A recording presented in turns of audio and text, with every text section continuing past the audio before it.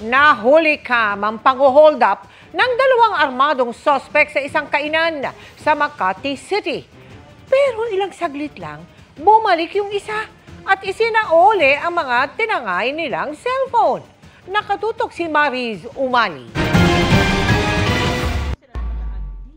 Alas 6:35 kagabi, nang pasukin ng dalawang naka-helmet at armado ng baril ang isang Japanese restaurant sa Arnaiz Avenue, Makati. Ang gamit ng mga kumakain na customer pinagkukuha ng dalawang nakabihis rider.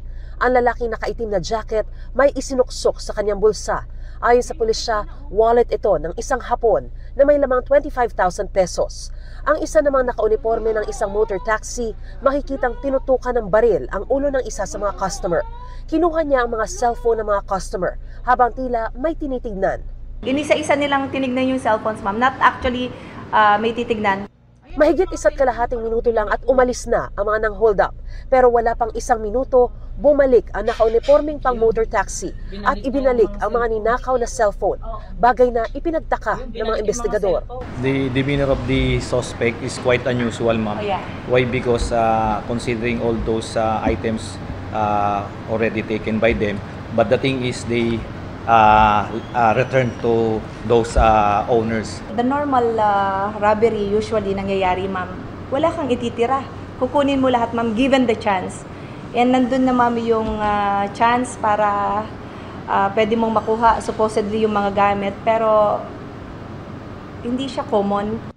Maliban sa 25,000 na kinuha sa Hapon, ay wala na raw ibang ninakaw ang mga suspect. Wala ring nasaktan. Bagaman pumirma na ng affidavit ang biktimang Hapon na hindi magsasampa ng kaso, hindi pa rin ito bibitawan ng mga pulis.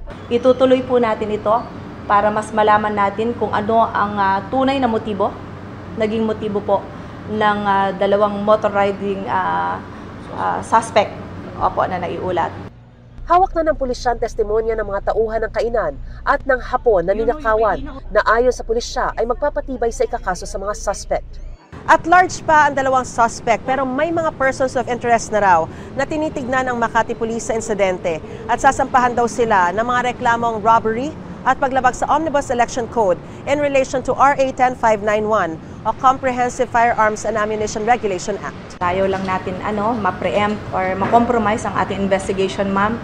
But we will assure you, ma'am, that the Makati CPS is on top of it. Para sa GMA Integrated News, Mariz Umali, nakatutok, 24 oras.